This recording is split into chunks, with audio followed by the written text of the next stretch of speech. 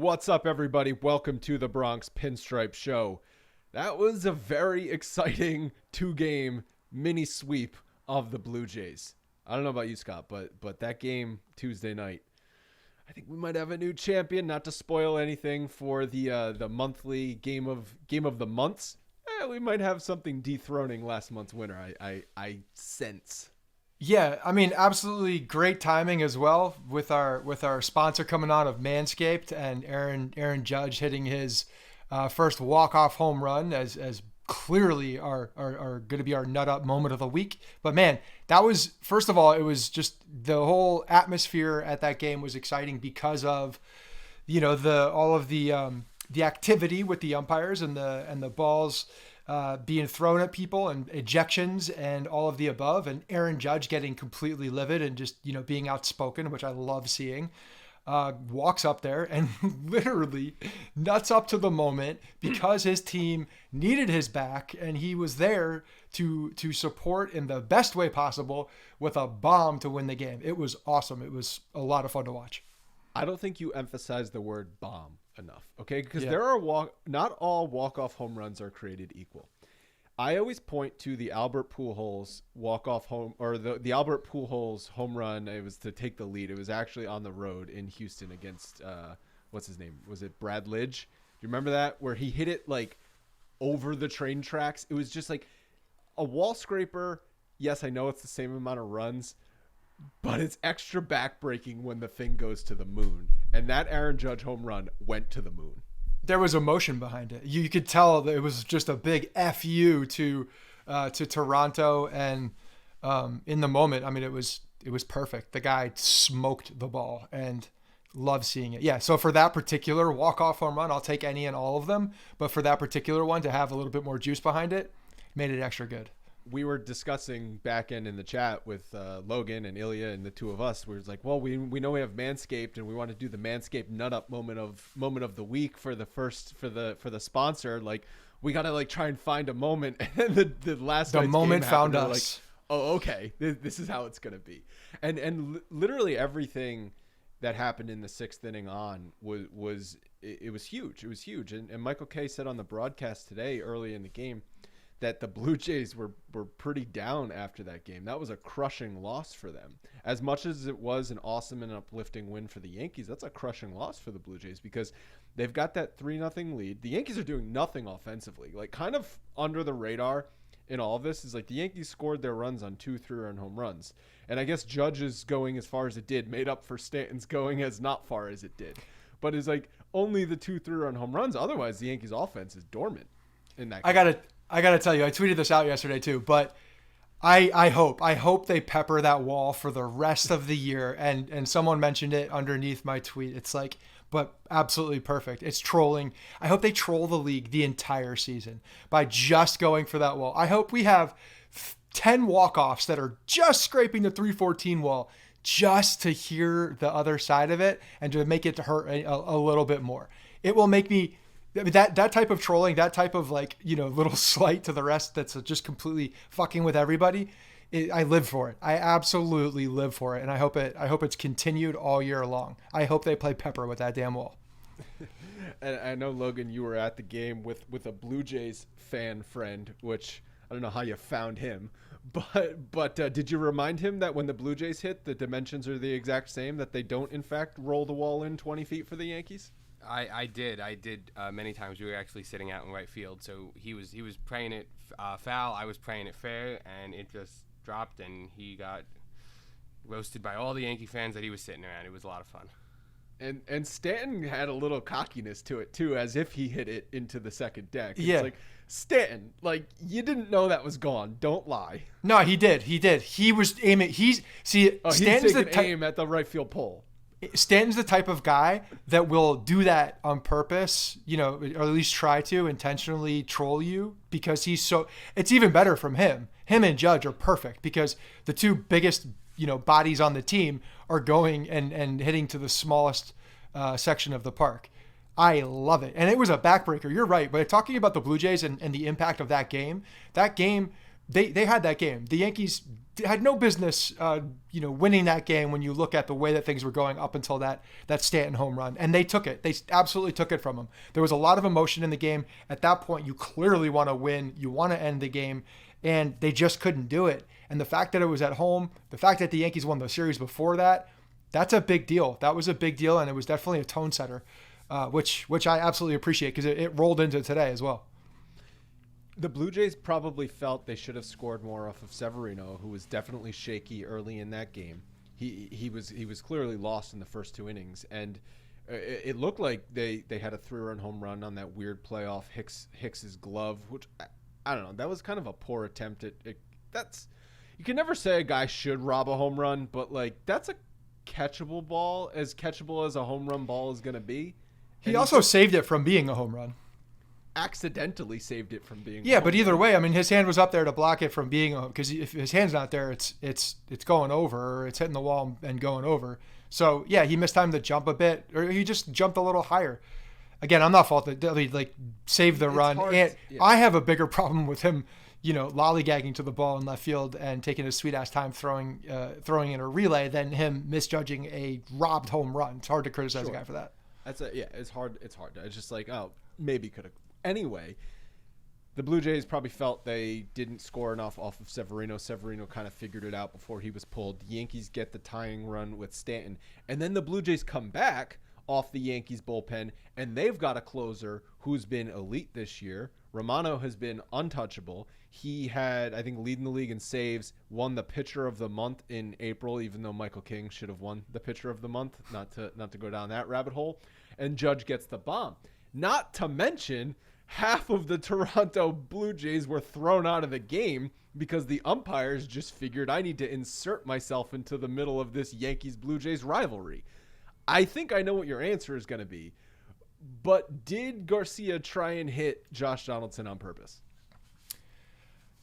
So when you look at that, I saw the stats. He doesn't hit anybody. He doesn't. He's accurate. The guy throws the ball over the plate. I think it was a large sample size. It's 2020. I think Logan Illy put that stat somewhere in the notes. He's only hit one other guy. When I see who it was, also it was Josh Donaldson at that point. So my gut tells me that yes, he did mean to hit him in the back. Seriously. Yeah. On an 0-1 pitch after he it wasn't the first pitch, it was the second pitch after the home run. In a tie game at that point, in the 6th inning, you're gonna plunk Josh Donaldson, who's not exactly been on fire. I know he had this hit streak, but it was a bunch of singles. Like the fact that it was Josh Donaldson even more leads me to that maybe they did do it on purpose. He has no connection to Josh Donaldson. Josh Donaldson and him weren't on the same team. No, it doesn't matter. But he was a Blue Jay. Everybody knows that. The guy had success on the team. You said you thought it was intentional. So you think the umpires did the right thing, tossing him? No, I don't. Whether he was thrown up and in or he did it. He hit him in a place that was in the back. It was not that bad. It's in the arm. Throwing up and in is not the same as trying to hit a guy.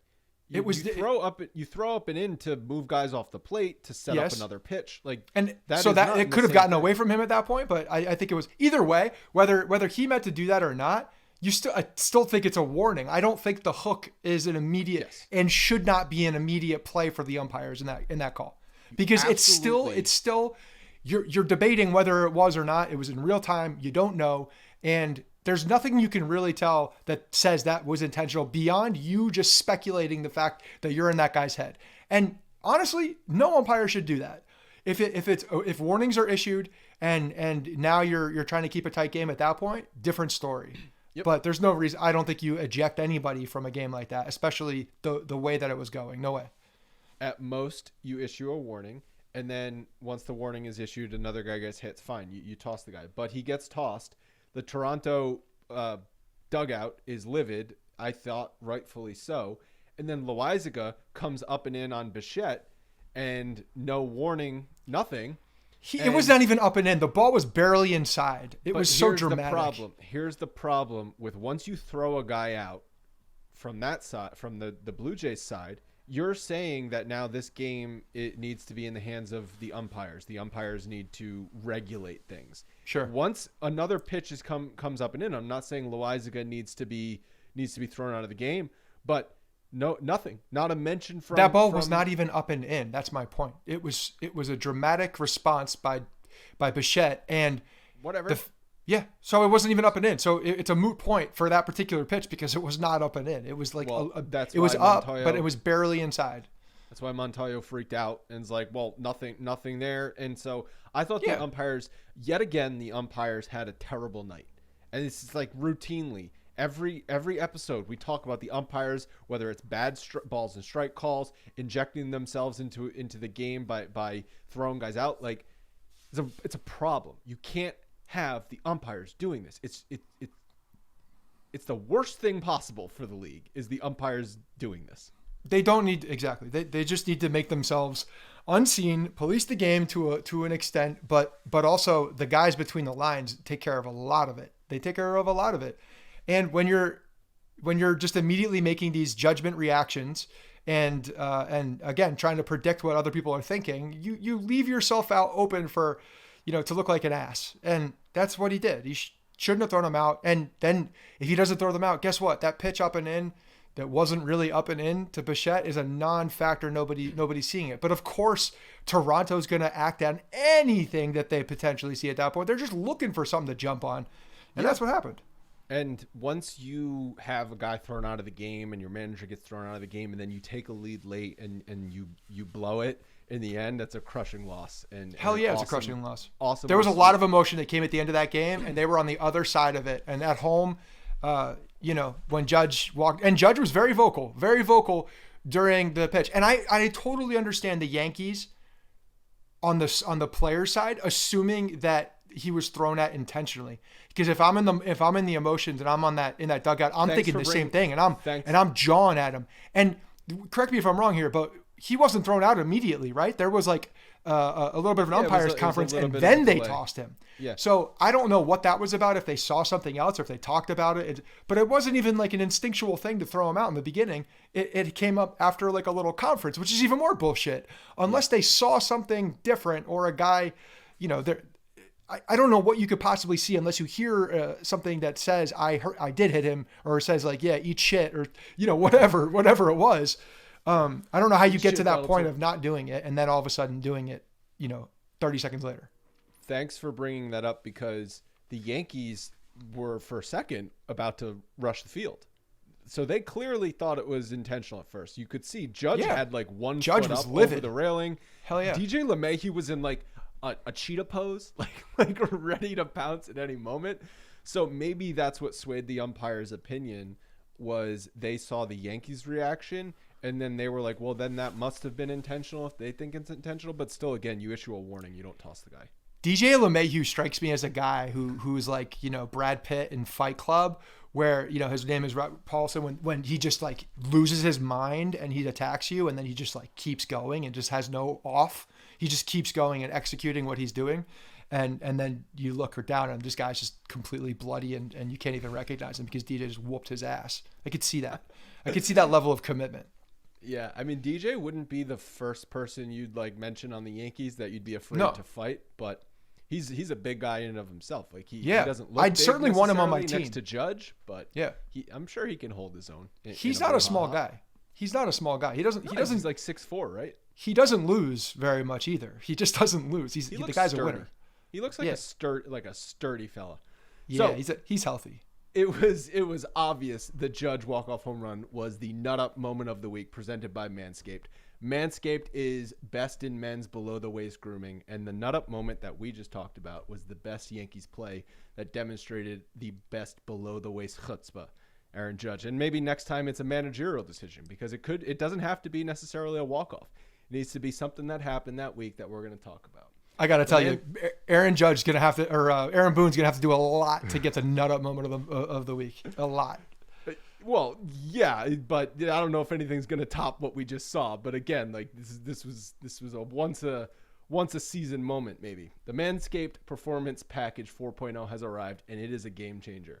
The package is stocked with the Lawnmower 4.0 trimmer, Weed Whacker ear and nose hair trimmer, Crop Preserver ball deodorant, Crop Reviver toner, performance boxer briefs, and a travel bag to hold all of those goodies.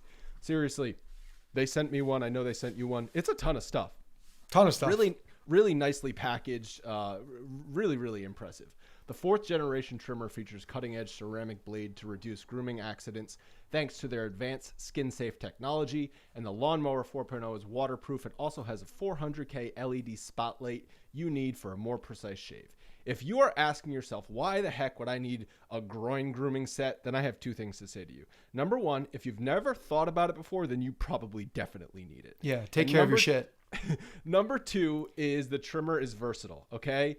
Don't be shy. It works on your beard. It works on your hair. It works on wherever else on your body. Just don't mix bags. Sure don't mix the pleasure. Just make sure you're using one at a time and don't cross over. Maybe clean it up before you cross over. Yeah. And the 2 free gifts are nothing to sneeze at either. A pair of boxers and the travel bag. I love travel bag. That's also like a awesome bonus. You got to keep your hair trimming items separate from your toothbrush. Don't be gross. You can take care of yourself and get this amazing grooming set. Go to manscaped.com and get 20% off plus free shipping with our code Bronx21. Again, Bronx21. Go support Manscaped. They're supporting us. Really fun talking about the Manscaped nut up moment. Yeah, it's almost. I feel like it's also with our code being Bronx21 feels like a little bit of a warrior in there too. A little bit of a Paul O'Neill nut up. I kind of like it. And we kind of glossed over Severino in his start. Maybe the extended rest threw him off early in that game because of all the rainouts. But, I mean, again, he looked lost. And Taillon wasn't sharp today either in the first inning with loading the bases. So, I don't know. Do you want to blame the extra days off on these guys looking shaky early on?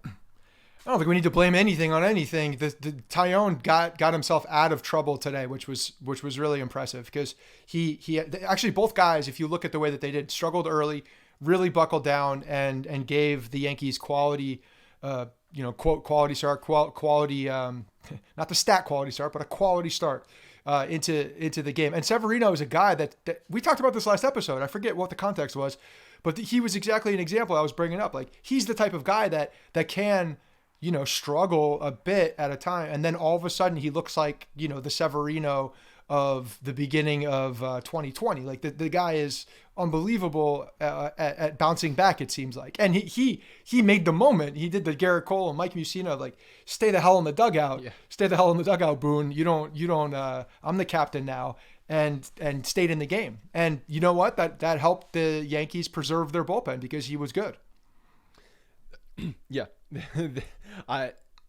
Mike Mussina certainly had a lot more cachet than Luis Severino to this point, but yeah, Boone trusted him. I guess give credit to Boone on following the pitcher's orders and trusting his pitcher there, and not what he's seemingly his gut and his probably spreadsheets were telling him, and that's yank him.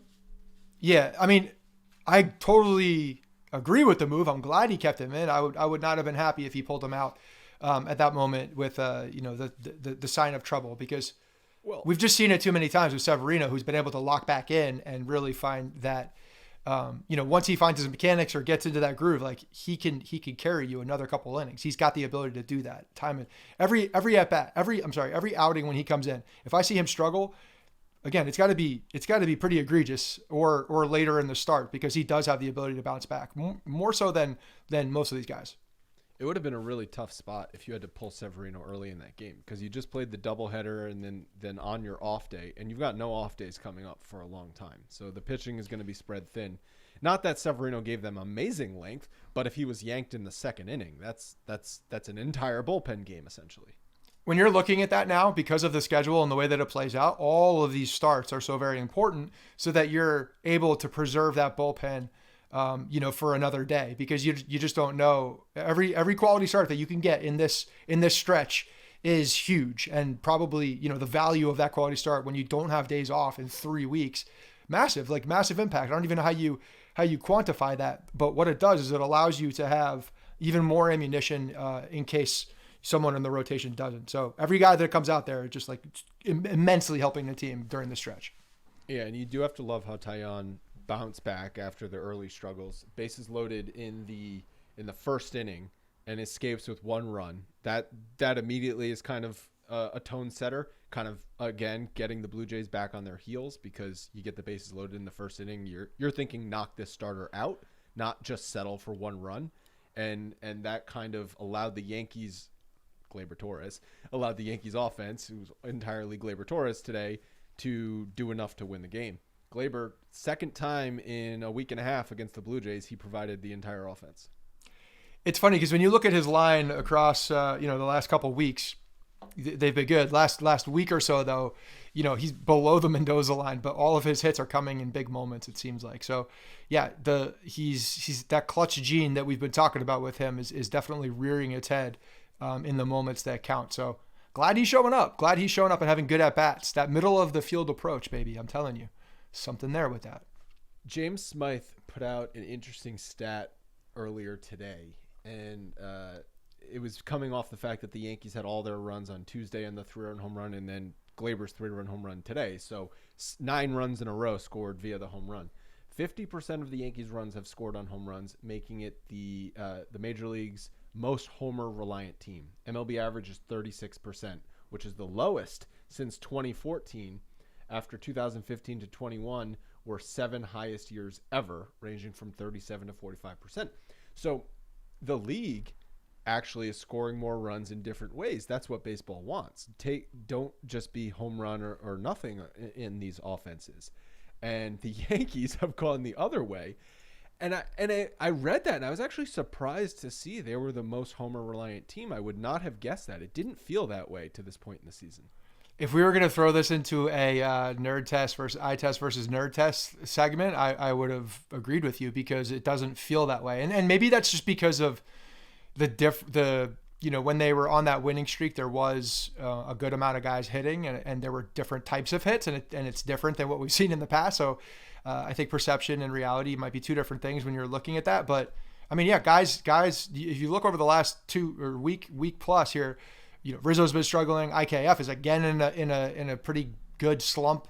That is now the bookend of a good stretch for him. But he's had 2 really bad stretches of almost 20 at bats, sandwiched with an unbelievable string. But we got to see more consistency out of him, which is something that I fully expect.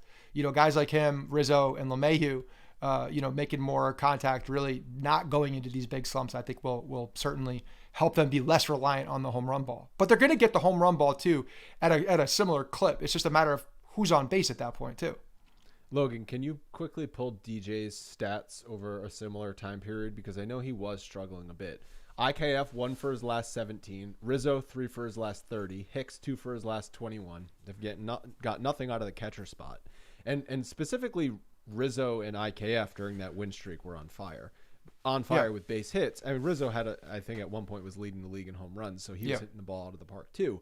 But that's why I think it didn't feel like the Yankees were only scoring on home runs because they had hits up and down the lineup. Even though Gallo's been non-existent pretty much all year and Donaldson's been non-existent pretty much all year, there were points in the lineup, in the first third, the middle third, and the bottom third of the lineup that were getting hits. So if the first third didn't produce, the middle third would, or maybe the bottom of the order would come through.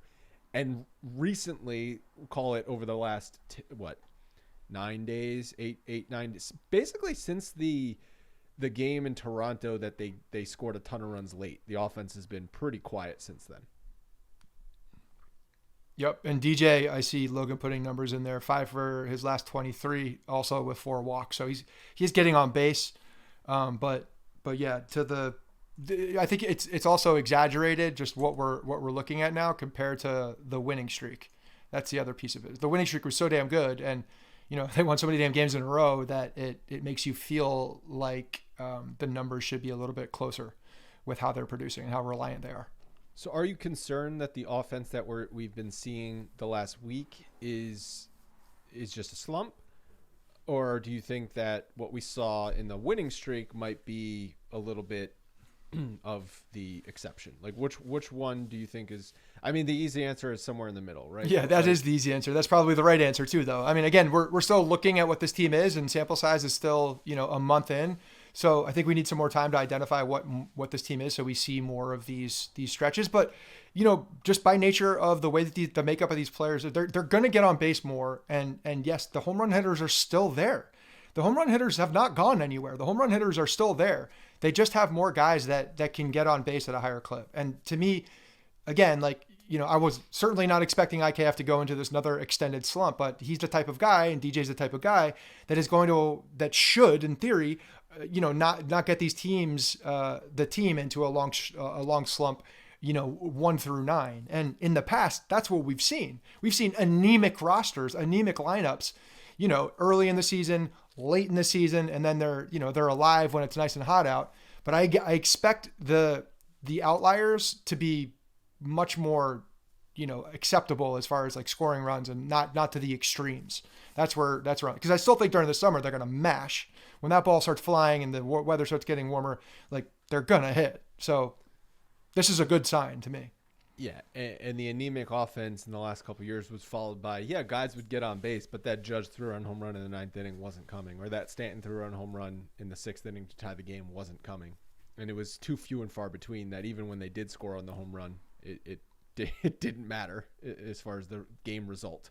Oh, and by the way, the other differences that have nothing to do with the actual, production at the plate. They're fielding the ball well. They're picking it up and throwing it, and the pitching has been elite. I mean, the pitching has been absolutely elite, the rotation and the bullpen. So they're keeping them in these close games, even when they're not scoring runs. And honestly, from a confidence standpoint too, when you're looking at that, like, that both sides of the ball have your back. Like, that the pitching can carry you on a given day, and the bats can carry you on a given day. And that's got to be a really good feeling in the clubhouse. Gleyber wasn't charged with an error on Tuesday night. That was an error all day. What's the official score doing there? Like, if that's not an error, what's an error? That's one of the ones that like certainly gets overturned after the game if it didn't. So I don't know. It's an error. It was an error. I don't think it got overturned. I didn't see if it did or not. But you ask anybody on that field, including Gleyber Torres, and it's an error. And IKF was saved of an error this afternoon on a bobble. And what's his name?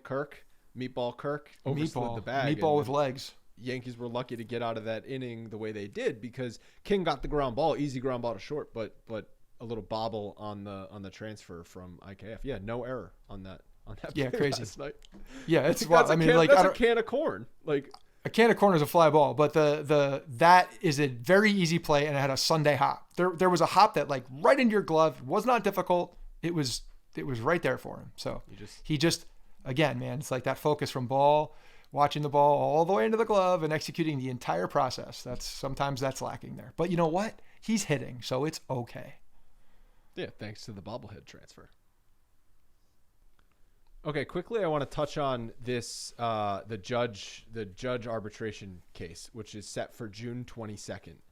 And Brian Cashman said we're not going to talk about it now going forward. Whether that means we're not going to talk, I'm not saying that, but we're not going to talk about it publicly. He's been great, but that's no surprise because he is great. So Cashman, after holding a press conference 2 hours before opening day first pitch, doesn't want to talk about it anymore.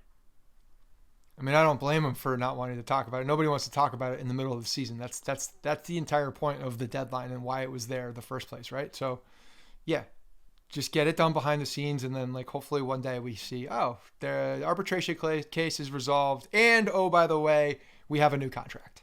That's what I need to see. Just do it. Everybody wants that. I don't know.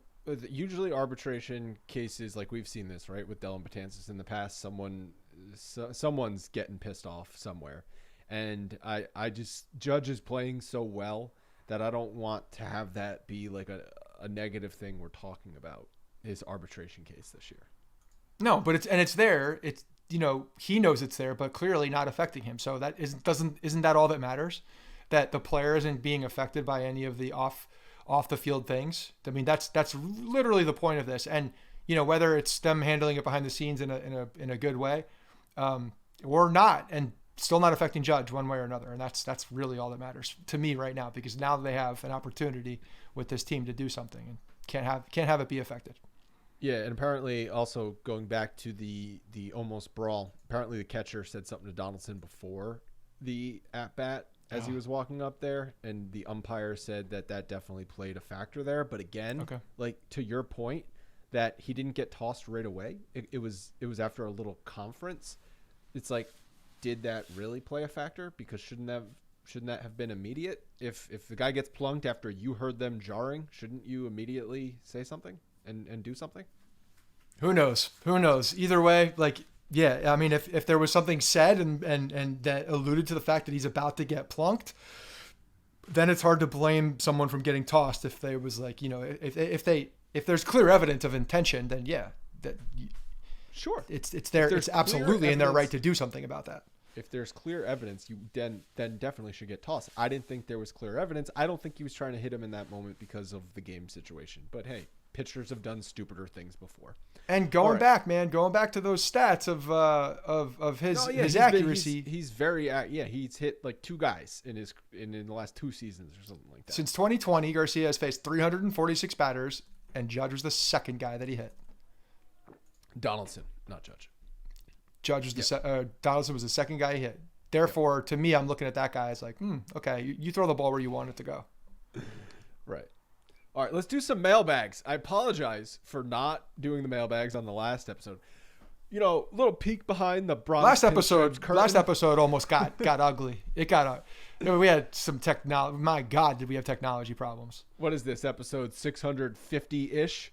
And I don't know if this ever happened before. Your file was just completely lost. We've had technical problems. We used to record on Skype. We had issues with that. We've had issues before, but never a file just completely poof gone. And that's what happened briefly after we recorded. And that's why the episode was posted late. Yeah. So we were literally about to re-record the episode, which is always fun. And then they found it. Riverside. I'll give them a little credit. They had their ducks in a row, although it took them a very long time to get it. They got it at the final hour, and we were able to post it. So, yeah, we've never missed an episode because of that. So that's never been a thing, which is great. And we didn't want to start yesterday. By hook or by crook, we've figured out how to get the episode posted. We've not pressed record. Remember those days when we didn't press record before, and you get like 25 minutes into the episode and you don't see the little red light, and you're like, oh no. And we've gotten pretty good though. Even early days, I feel like we were good because we started setting it as an automatic record thing on the setting, and we never did it like an entire episode that way. We caught it. But yeah, I mean, since we've started, we haven't missed a week. We've never missed a week of publishing something. So yeah, wasn't going to start. Not a chance it was starting yesterday. Well, like you said, there's nothing worse than re-recording something. The energy is completely gone. The passion is gone. It's the worst. It's a terrible product, which is why I was almost like considering, do we just skip the episode since we're doing one again today? Because re-recording something is never something you want to listen to. I can still bring back the energy. We can make sure that it goes seamlessly. No problem. No one will ever know. We've got a couple mailbag questions, and I'm excited for these because I definitely want to bring these back. Normally, we'll be doing them on the Monday episode. So, first one is from @LukeRhymes on Twitter. And this stemmed from a conversation when we were talking about Garrett Cole getting a lot of strikeouts looking. He said, what's better as a pitcher, more swing and misses or more watched strikes? And this is a question I'd never considered before because ultimately a strike is a strike. However, my gut reaction was swings and misses. And that's because I think that's what the league values. I think that's what's more easily projected. And what is more you can identify is just a result of the pitcher throwing a pitch, the batter swinging and missing. There's nothing else involved. Where a watch strike, you add the umpire and the strike zone element to it. That might make it a little bit harder to judge and predict. I mean, I could throw a curveball at you here, no pun intended, and say that the umpire could also affect a swing and miss because of the strike zone that he's calling. Okay. Yeah, that's true. But at the same time, as much as I don't like agreeing with you, I agree with you in the sense that the swing and miss to me as a pitcher is I'm beating that guy. Right. Maybe he didn't see a particular pitch or he wasn't looking for a particular pitch and he was took a strike, but he felt on a swing and miss. He felt confident enough to swing to look for a particular pitch maybe or whatever his approach was. But then I beat him on that pitch. So to me, that pitch had the action, the location, all the things that I wanted. Whereas if he didn't swing, it's still a strike. But he did swing, and I beat him. And to me, as a pitcher, I feel like that's another, it's indicative to what the stuff is on a given day. Also, the whiff percentage. Yeah, and swings and misses aren't just about beating, because you can fool someone and get a swing and miss. Like, plenty of bad pitches get swung and missed at because it's just not the pitch the hitter was expecting. A hanging curveball sometimes is the least expected pitch. That's objectively a bad pitch, but a guy could swing and miss at it. You know, my favorite pitch in the world is the high changeup. The high changeup late in the count. No one I love that expects pitch. the high changeup. I love the high changeup swinging strike. It's one of my favorites. It's Corey never by Kluber. design. Corey Kluber was pretty good at it. There are a bunch of guys that could throw that by you, but that's the one you just feel like an asshole as a batter when you're striking out on a 85-mile-an-hour changeup up in the zone. Yeah, because it looks like a beach ball. And Yeah. Oh yeah. Your brain is like, It's wait, the closest thing to an eephus pitch that's not an eephus pitch. Right. So, interesting question. Let us know your thoughts on Twitter if you agree or disagree. We both agreed, so that's not normal. The next one, Jacob Semino. Hey guys, longtime listener since 2017. After Gleyber's home run against Texas in the first game of Saturday's doubleheader, I think it's safe to say that Gleyber, despite his struggles, has the clutch gene. What do you think? And Logan pulled some leverage numbers for us, and the leverage numbers would indicate that he's basically the same player in high, medium, and low leverage, which isn't necessarily a bad thing. The thing that I've said a billion times about Derek Jeter, and any dickhead who ever says Derek Jeter is overrated, is I say go look at his high, medium, and low leverage situations. He's the same all-star level player in all of those situations. That means he doesn't take at-bats off. He doesn't let moments get to him, all of the above. If you're facing him on April 10th, he's going to be just as good as if you're facing him on October 10th against the best pitching. And that's not the same case for many other players. And in this case, Gleyber is basically league average in all the situations. Yeah, but when you're look, I mean, first of all, he's had a pretty roller coaster stat line of a career with what he's done early in his career, and then before this year, we've seen certainly ups and downs. But I mean, when I'm looking at this and including the 2022 numbers that are in here as well, there's clearly an improvement in later in the game. And I mean, when you hit a couple walk-off home runs, and the slugging percentage is going to be off the charts in the ninth inning. But I mean, just the amount of hits compared to the at-bats, even when you're looking at where they are, to me, those are all that is high leverage. What is the exact definition of high leverage? But even when you're looking at the high leverage for his career, highest batting average is in the high leverage situation. If you look at the he's got three hits. Right. If you look at the output, it's big. It's big in the end, at the end of the game. So the guy likes the dramatic. He's hitting 355, 394, 744 with a 1,168 OPS in innings 7 through 9. Logan, unfortunately, you didn't include what the columns are. Is it 9 hits that he has, or is it 3 hits? I believe he's 9 11 hits, right? for 31. 11. Yeah, it's 11 hits. Okay. I'm looking at it right there. It's 11 hits. Okay. 11 hits in innings 7 through 9, 5 hits in innings 4 through 6, 2 hits in innings 1 through 3. So what we've got a situation here where someone needs some brainwashing. Like, change the scoreboard to just say it's the 8th inning every time Gleyber Torres steps to the plate. Just like how some pitchers couldn't pitch in the first inning.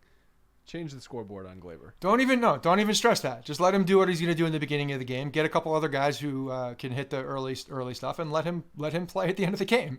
Like, give me when tension is high, I want Gleyber Torres as one of the guys up in that inning. Like, so you feel confident when Gleyber steps to the plate, game on the line, 7th through 9th inning? I'm starting to feel a hell of a lot more confident. Yes, if you asked me that question at the beginning of the year, he's not going to be probably on my top 5 guys at that point.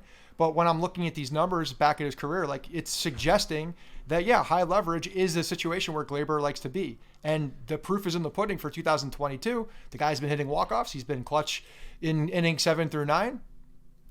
You have to put him in there, because he's not doing the thing that gets him in trouble. He's not pull or nothing. He's not trying to, hit every single ball into left field. He is going with what is given to him. His approach has changed. And I know we joke about it with Cameron Maben saying up the middle approach, but my God, that's exactly what he's doing. I've been preaching this for 2 years. If he starts trying to hit line drives and base hits and squaring the ball up, the ball's going to fly out of the park by itself. And that's exactly what's going on. His hit to score 2 runners with the infield in today was actually pretty impressive, because he didn't overswing. It was a pitch up in the zone away, and he just flipped the bat at it to get a line drive to center field. And you're right, that's something he pulls off of and pops up. in previous situations. Yes. And I, again, go back to the opening day pinch hit sac fly to tie the game against the Red Sox. That was a quality at bat. If you're having quality at bats in high leverage situations, enough good things will eventually happen that you're going to be quote unquote a clutch player. Quality at bats. Don't go up there and look freaking overmatched. 2019, when he hits all these home runs and you're seeing this guy as like, oh my God, he's a 40 home run guy. I can't believe it. Gleyber's a 40 home run guy. One, the ball was flying out like freaking hotcakes. I mean, it was the ball was flying. Two, the guy had a very good approach. And I don't believe that he was trying to hit all of these like selling out for home runs, Starlin Castro style on one knee. But we did see that afterwards. It's almost like he saw the numbers, they got to his head a bit, and he tried to do it too much. And now it seems like he's definitely getting back to that, again, barrel it up, line drives, gap to gap. If you can do that, the ball's going to fly out. And then obviously you have more of a potential or less of a strikeout rate, which is a good thing. That's one thing I wanted to look at actually for 2022, his strikeout rate compared to other ones. Is it also helping him cut down on striking out? I would assume eye test is going to tell me that yes, that's probably the case. Again, you look at these splits between these different innings, and his OPS plus in the first 3 innings is -16. Okay, so he's like off the charts bad in the first part of the game. He's horrifically bad at a 43 OPS plus in the middle innings. That's like a pitcher level offense. And then he's Mickey Mantle when it's 7th inning and on. It's almost Barry like his Bonds circa 2004. Literally all of the steroids in the Bay Area are funneling into Barry Bonds' neck. That is what we've seen from Gleyber Torres in the late innings. There's something about the late in the game. Obviously, when you start playing a baseball game and you get into it, you're in the field for a few innings, you get your legs underneath you.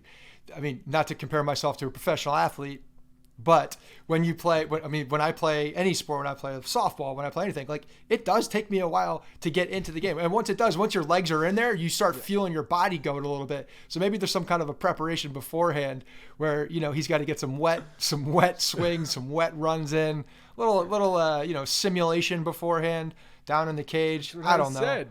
That's what I said. Dude, extra batting practice or something just to simulate that you've already had 2 at-bats already when you take your first one of the game. Yeah. All right. Next question. Joshua Elderkin says, another 2 wins this weekend provided by the pitching staff. The offenses look good at times, but the starters and bullpen are the primary reason for success. After Nasty Nestor's performance today, I thought to myself, if the playoffs started this week, who is pitching games 1, 2, and 3? I love it. Playoff rotation on May 11th. Let's go, baby. Thank you, Joshua, for asking this question. What's your playoff rotation if they're starting a series tomorrow? If they're starting a series tomorrow, my pitching rotation, oh man, this is one thing. So real quick, I was going to talk about, I mentioned the high changeup, and the only thing it's missing from this person's repertoire this year, I think, is the eephus pitch, and I'm surprised Nestor doesn't have one. If he has an eephus pitch, everything he throws is an eephus pitch. No, okay? I need to see a legit eephus pitch from him. I feel like that's the last thing I need to see out of his bag of tricks. But if I'm starting a rotation in the playoffs, clearly I'm going Garrett Cole 1. I'm going Severino 2 still, just because give me that horse in number 2, and then. Man, is it a tough one for 3? Because yes, Nestor has been so good. I would probably have to go with Nestor at this point. I would feel confident on any of them in number 3, though. How do you not go with Nestor Cortes in the top 3? Statistically, he's been their best pitcher. I know it's purely because he's Nestor Cortes, and I'm not expecting this. I mean, like, there's no other way around it. What I'm seeing here, I'm like, it's very difficult. Even though I'm watching these things with my eyes. To put him into a playoff rotation still sounds crazy, but he is a guy that has clearly been good in big spots. That said, like, look at what Tyone has done. Look at what Montgomery has done. I feel confident with all of those guys. I really do. And Montgomery, we've seen, in big situations. Yeah, Tyone, you glossed over Montgomery. Yeah. I'm going Cole, Cortes, Montgomery as the top 3. Oh, wow. You're not putting Severino in there. Severino has the ability to dominate anytime he touches the ball. Severino's been the worst pitcher on the staff so far this year. That's Not fine. saying That's not saying much though. The question was tomorrow, okay? When the playoffs are actually happening in October, I hope that Severino is in the top 3. Yeah, Jamison Taillon getting overlooked too. Let me tell you what. This is also no run support, but Jordan Montgomery every single time out, the Yankees are in the game. And if I'm looking for a game 3 in the playoffs, like I actually think I trust Jordan Montgomery to go out there and pitch 5 innings of 2-run ball than Jamison Taillon. Yeah, I would put Montgomery over Taillon most likely in that scenario. That said, Nestor Cortes has the ability again to come in at any point too. If Nestor Cortes, if Severino has the ability to dominate at any point, he does. He has the ability to dominate. That's why I like that, even right now. And if he doesn't, guess who could be there? Nestor. Throw him in. You're shaking your head, Logan. Like, what has Jordan Montgomery done? What has Jamison Taillon done that Jordan Montgomery has not done? I mean, their ERAs, if you believe in ERA, are basically the same. 2.90 for Monty, 2.84 to Taillon. You realize we're splitting hairs with all of these guys because Yes, they've all been very good. Their FIP, 3.2 for Montgomery, 3.34 for Taillon. Their WHIP, 0.9 for Montgomery, 1.1 for Taillon. They've basically been the same pitcher. So, I mean, strikeout to walk rate, I think, is the biggest difference here, right? Strikeout to walk rate, 10.5 for Taillon, 5 for Montgomery. Who gives up more home runs? Oh, this is great podcasting here. Who gives up? This is some Mike Francesa podcasting. Get that baseball reference Excel sheet up. So far, Montgomery has given up 2 home runs in 31 innings, and Taillon has given up 3 home runs in. Well, so I just realized that the numbers I'm looking at are not updated with today's start for Taillon. Taillon's given up 1 more home run than Jordan Montgomery. So I mean, there's really no argument here for either one of them that can be defended beyond the other one because they're both the same pitcher right now. Yeah, at least Jordan Montgomery has started a playoff game before. Sure. It's a preference at that point. Also, one is a righty, one is a lefty, so it'd probably have to do with the matchup. Do you agree Nestor Cortes deserves a spot in the top 3 rotation right now? Yeah. That's why I had him in the 3rd spot. I'd rather Cortes pitch at home, and the Yankees would be starting that series at home. Nestor Cortes can do whatever he wants. Severino, you want to talk about a guy at home like Severino? Give me the fire. I know he struggled at playoff starts at home, but give me the ability to dominate is with him and Cole. Clearly, I think above anybody. Yes. To get that dominant performance. Yes, and I'm hoping that come October, Severino is a clear number 2 pick. It's not even close. Like that's ideal scenario, and then however you want to shake out the 3-4 spot.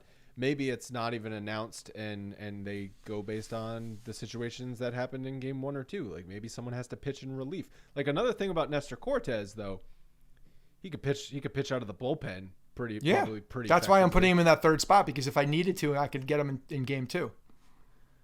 Yeah. And then I feel confident with anybody in game 3. Again, the beautiful thing is we have a plethora of options here and they're all good so far. So, knock on wood, we continue this excellent pitching throughout the year, and we avoid the downside of it, and we have this problem because, like you said, I actually see it the other way.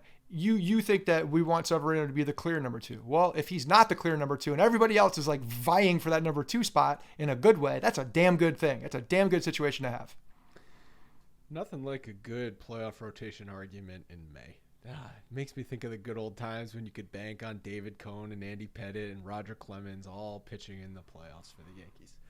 Last question from our pal Lee Jones in Liverpool, England. Hey guys, if MLB is so hell-bent on reducing the length of game times and speed up the pace of play, then how come they're not applying the rule about batters stepping out of the box to needlessly adjust their wrist straps on their gloves? This was brought in when A-Rod was still playing, so the issue could have been virtually eradicated by now had they enforced it. Keep up the great work and go Yankees. Yeah, they never enforced it. Players immediately balked at any sort of implementation of this rule. Same goes for the pitcher, right? Like if the pitcher takes, I guess no, that'd be the pitch clock. But yeah, supposedly the rule is the batter, once he's in the box, set, can't step out, grab his crotch, pick his ass, adjust his gloves. But the pitcher could take his sweet ass time while he's doing that. That's the other thing. So you can't have right. But if you have the pitch clock, then you're already getting rid of takes care of both. Exactly. If you're doing that. So that's why like the adjustments in the batter's box, one, there's a mental game going on too. If you need to, like, these guys are in such routines. I know that they step out and they go back in. I don't think it's a massive problem. Some guys are way worse than others for sure. But I could say the same thing about pitchers. If you're speeding up the pitchers, the guys will be there too. I think his point is more like they created this rule and then never implemented it, which is true. Because it happened too much. It's like very difficult to implement. I think that it was unrealistic to really get that. Now you're really inserting the umpires in way too many moments because now you're nitpicking the time at that point. It is what it is. That is not affecting the problem here. I don't even think the pitch count. I think the games this year have been fine. Have been good.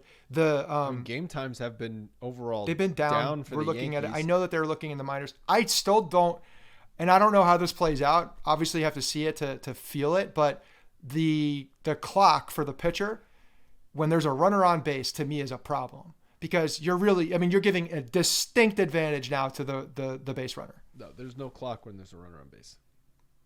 So it's only when runners are not on base? Mm-hmm. That's not true. Pretty sure You that's just made that up.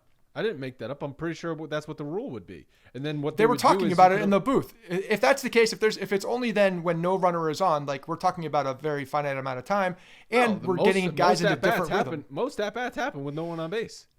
But you're going to change the rhythm of a pitcher then? Potential, like, wow, that's stupid. Well, you're absolutely right. If you have a pitch clock, then you're giving a countdown for the runner to get a jump, which is why they also... This has been a discussion. I've definitely heard this discussion on MLB Network. I've heard it multiple times. I know, but I swear it was for when runners were only... Yeah, Logan? I have this article from March 6, 2022 on ESPN. It says MLB eyes pitch clocks of 14 seconds with empty bases, 19 seconds with runners on base. Okay, so there's still a clock. Still a clock. Yeah, and there's also talk about implementing a number of times you can throw over to the base rule.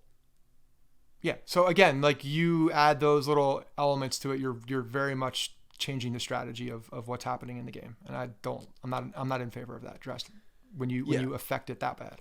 I was not expecting games to increase in pace of play, and they're pointing towards pitch calm as the reason. So if they can prove out that pitch calm is going to be increasing pace of play, then I'm cool with no pitch clock, because I would prefer to keep the strategy, improve communication between the pitcher and the batter, and get the game sped up in a different way. If it has to come to a pitch clock, then I'm cool with them trying it out.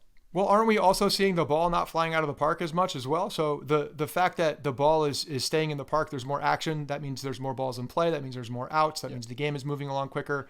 It's just a better product overall when that's the case. And honestly, I think you'll see probably even more of an increase in that when they get rid of the shift, if that does happen. I think you're going to see more action, more balls in play, faster games.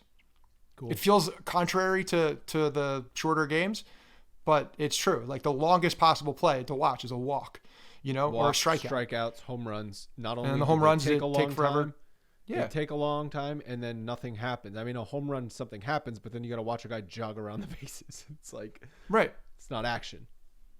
Right. So you put the ball in play, something's happening, game is moving faster. Even when you're watching it, the game is moving faster because there's action on the base path and action on the defense. And again, I've said this a bunch of times, like to me, when you get rid of the shift at that point, you're increasing the amount of highlight type plays because you're letting guys range even further. Defense will be, I think, spotlighted even more. The guys that have good range, you can really showcase your defensive abilities more in that point. And when you're doing that, more runners, more defensive gems, like that's more highlights that can be fed to social media, which I think increases the activity of fan support, which will probably help in the younger generation. So I think it's all positive.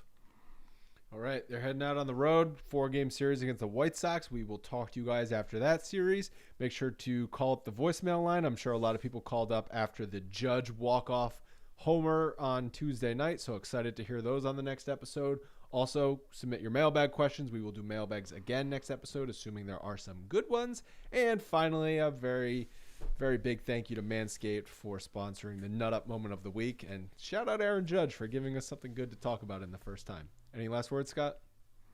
Voicemail line again, 646-480-0342. Throw it in your phone. Hit it when you have something to say. Try to do 30 seconds to a minute so that we can get as many people in. But use it. Use it as a therapy line. Use it as an excitement line. Use it as a place just to talk a little shop and bring up some more topics. So this is the voicemail line is for the people. So get it in that phone and light it up. All right. We'll talk to you guys Monday.